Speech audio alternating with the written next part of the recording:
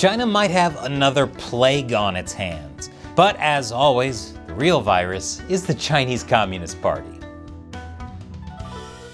Welcome to China Uncensored. I'm Chris Chappell. Don't forget to leave a honeypot emoji in the comments below as part of Operation Honeypot, our way of fighting YouTube's censorship by showing the algorithm we've got engagement. Summer. Time for sunshine, beaches, vacations, and mosquitoes, otherwise known by their scientific name, God's little mistakes. And speaking of mistakes, the Chinese Communist Party, who are having a huge issue with mosquitoes.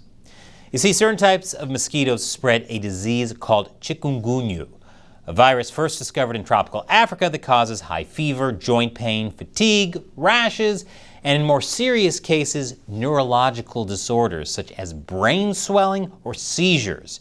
It's not generally fatal, although it can be pretty rough for newborns. And after record rainfall and heat waves, the illness is spreading throughout southern China, mostly in Foshan in Guangdong province, which is causing a lot of alarm. Though I don't know why, since China is famously so great at stopping the spread of illnesses. According to one Oxford University expert, what makes this event notable is that chikungunya has never been established in mainland China before. It shows up from time to time in Southeast Asia, but cases in China are rare. What this means is that the population doesn't really have that much immunity, and this is perhaps the biggest spread of the disease ever in the country. Though it's refreshing to see Chinese people dealing with joint pain and brain swelling that's not a result of police beatings.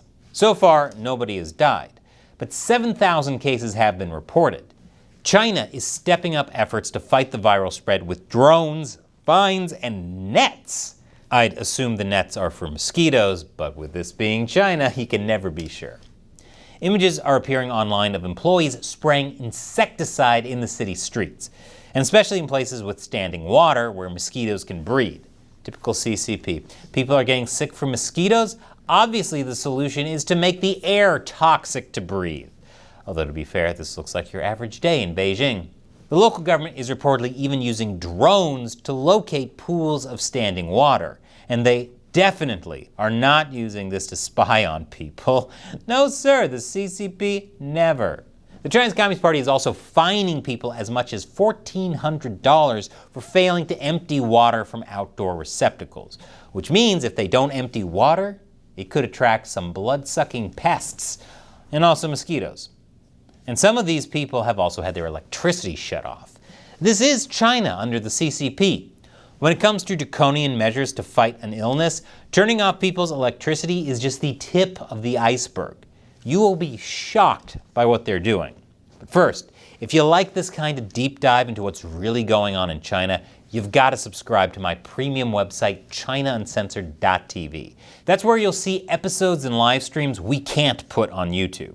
And if you want to support the show, buying a membership is the best way you can. It's just the price of a bag of coffee. Once again, that's ChinaUncensored.tv. So as usual, the government is going overboard, using bizarre social isolation measures and staggering violations of privacy to crack down on people even suspected of having caught the infection. For example, some users on social media report that those who test positive for the virus have to be quarantined in a mosquito net. Yep, people nets, should have guessed. With one person even quarantined in the middle of the sidewalk. I can't tell if this is public health or some kind of modern performance art. According to the Associated Press, patients are also being forced to stay in the hospital for at least 1 week. And authorities briefly enforced a 2-week home quarantine, although that was ultimately dropped because the disease cannot be transmitted between people.